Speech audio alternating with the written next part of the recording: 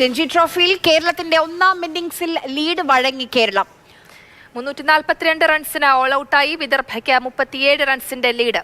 വ്യക്തിഗത സ്കോർ 98 നിൽക്കുകയായിരുന്നു. ഒരു അനാവശ്യ ഷോട്ടിന് ശ്രമിച്ചുകൊണ്ട് അതുവരെ വളരെ ക്ഷമയോടെ മികച്ച രീതിയിൽ മോശം പന്തുകളെ മാത്രം നോക്കി പ്രഹരിച്ചുകൊണ്ടിരുന്ന സച്ചിൻ ബേബി ഒരു അനാവശ്യ ഷോട്ടിന് ശ്രമിച്ചുകൊണ്ട് വ്യക്തിഗത സ്കോർ 98 നിൽക്കെ വിക്കറ്റ് നഷ്ടപ്പെടുന്ന ഒരു കാഴ്ചയാണ് നാഗ്പൂരിലെ VCS സ്റ്റേഡിയത്തിൽ നമ്മൾ കണ്ടത്. ഒരു ഡീപ്പ് സ്ലോഗിനാണ് അദ്ദേഹം ശ്രമിച്ചത്. അത് ഡീപ്പ് മിഡ് വിക്കറ്റിലേക്കായിരുന്നു ശ്രമിച്ചത്. നമുക്കറിയാം ഗ്രൗണ്ടിലെ ഏറ്റവും ദൈർഘ്യമേറിയ ഒരു ഏരിയയാണ് ഡീപ്പ് മിഡ് വിക്കറ്റ് എന്ന് പറയുന്നത്. അങ്ങോട്ടൊരു ഡീപ്പ് സ്ലോഗിന് ശ്രമിച്ചുകൊണ്ട് മലയാളി കൂടിയായ കരുൺ നായർക്ക് ക്യാച്ച് നൽകിക്കൊണ്ടാണ് സച്ചിൻ ബേബി മടങ്ങിയത് 98 റൺസിന്. പിന്നീട് ഒരു ഘട്ടത്തിൽ പോലും ഒരു കൂട്ടുകെട്ട് ഉയർത്താൻ അതുവരെ കൃത്യമായി 50+ പാർട്ണർഷിപ്പുകൾ എല്ലാ വിക്കറ്റിലും കേരളം നേടുന്നുണ്ടായിരുന്നു. പിന്നീട് ഒരിക്കൽ പോലും കേരളത്തിന് ഒരു മേധാവിത്വം നേടാൻ കഴിഞ്ഞിട്ടില്ല. അവസാന 4 വിക്കറ്റുകൾ കേവലം 14 റൺസിനാണ് കേരളം നഷ്ടപ്പെടുത്തിയത് എന്നറിയുമ്പോഴാണ് എത്രത്തോളം വലിയൊരു മൊമെന്റമാണ് നമ്മൾ നഷ്ടപ്പെടുത്തിയതെന്ന് നോക്കേണ്ടത്. മറുവശത്തേക്ക് നോക്കുമ്പോൾ വിദർഭ അവസാന വിക്കറ്റിൽ കഴിഞ്ഞ ദിവസം 44 റൺസ് കൂട്ടിച്ചേർത്തിരുന്നു എന്നുള്ളൊരു കണക്ക് കൂടി നമ്മൾ നോക്കുക. അത്തരത്തിലൊരു മികച്ച ഒരു ഇന്നിങ്സ് ഇവിടെ വന്നിരുന്നെങ്കിൽ ഉറപ്പായിട്ടും നമുക്ക് ലീഡ് നേടിയതിനെ അത് വലിയ രീതിയിലുള്ള അഡ്വാൻറ്റേജ് ആയതിനെ 4-5 ദിവസങ്ങളിൽ. നേരത്തെ ആര് സൂചിപ്പിച്ച പോലെ തന്നെ അവസാന 2 ദിനം വളരെ ക്രൂഷ്യൽ തന്നെയാണ്. ഇപ്പോൾ കേരളം ഓൾ ഔട്ട് ആയതോടുകൂടി 3-ാം ദിവസത്തെ മത്സരം അമ്പയർമാർ അവസാനിപ്പിച്ചു. നാളെ തുടക്കത്തിൽ തന്നെ ആദ്യ സെഷൻ മുതൽ തന്നെ വിദർഭയുടെ വിക്കറ്റുകൾ കൃത്യമായി വീഴ്ത്തിക്കൊണ്ട് 250-നുള്ളിൽ വിദർഭയെ ഒതുക്കുക എന്നുള്ളത് തന്നെയാണ് കേരളത്തിന് മുന്നിലുള്ള വലിയ വെല്ലുവിളി. കാരണം അവസാന ദിനം 5-ാം ദിനം ബാറ്റ് ചെയ്യുക ഏറെ ദുഷ്കരമായിരിക്കും. 4-ാം ഇന്നിങ്സ് ഇവിടെ ബാറ്റ് ചെയ്യുക വളരെ ദുഷ്കരമാണ്. പ്രത്യേകിച്ച് ഹർഷ് ദുബെയെയും പരേഖിനെയും പോലെയുള്ള മികച്ച സ്പിന്നർമാർ അവർക്കുണ്ടാകുമ്പോൾ ഹർഷ് ദുബെ ഈ രഞ്ജിയിൽ ഒരു റെക്കോർഡ് കൂടി സ്വന്തമാക്കുകയുണ്ടായി.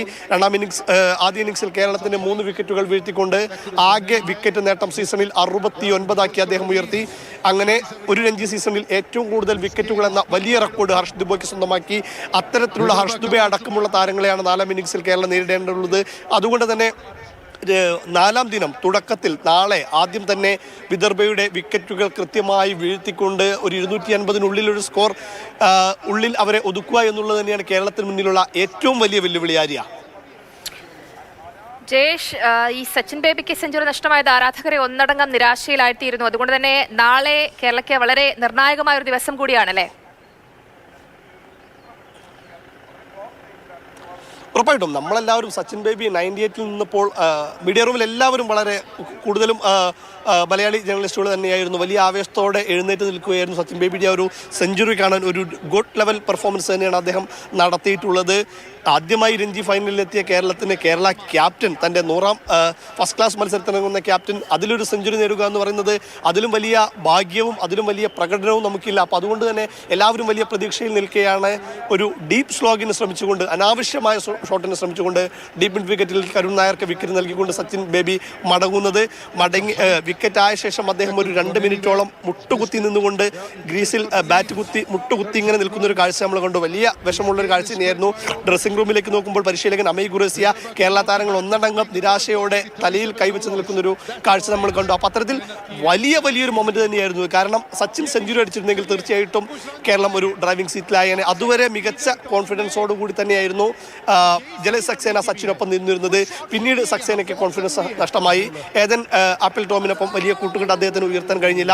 വാലറ്റത്തും കാര്യമായ ചെറുത്തുനിൽപ്പില്ലാതെ നമ്മൾ മടങ്ങി. നമ്മൾ ശ്രദ്ധിക്കാനുള്ളത് ക്വാർട്ടറിൽ കരുത്തരായ ഇതിനേക്കാൾ മികച്ച ബൗളിംഗ് യൂണിറ്റുള്ള ജമ്മു കാശ്മീരിനെതിരെ 81 റൺസ് നേടിക്കൊണ്ട് സെമിയിലേക്ക് മുന്നേറിയ ടീമാണ് നമ്മളാണ് 14 റൺസിനിടെ അവസാന 4 വിക്കറ്റുകൾ കളഞ്ഞു കുളിച്ചത് എന്നുള്ളത് തന്നെയാണ് ഈ മത്സരത്തിൽ ശ്രദ്ധേയമാകുന്നതും. പ്രത്യേകിച്ച് അവർ അവസാന വിക്കറ്റിൽ 44 റൺസ് വിദർഭ സ്വന്തമാക്കിയിരുന്നു എന്നുള്ളത് കൂടി നോക്കുമ്പോഴാണ് ഈ ഓരോ റണ്ണിൻ്റെയും വില മനസ്സിലാകുന്നത്. ഇനി മത്സരം ഒരു സമനിലയിലേക്ക് പോവുകയാണെങ്കിൽ തീർച്ചയായിട്ടും ഈ ഒരു ഇന്നിങ്സ് ലീഡ് വളരെയധികം ക്രൂഷ്യൽ തന്നെയാണ്. ഒരു 30 റൺസിൻ്റെ ലീഡ് എന്ന് പറയുന്നത്.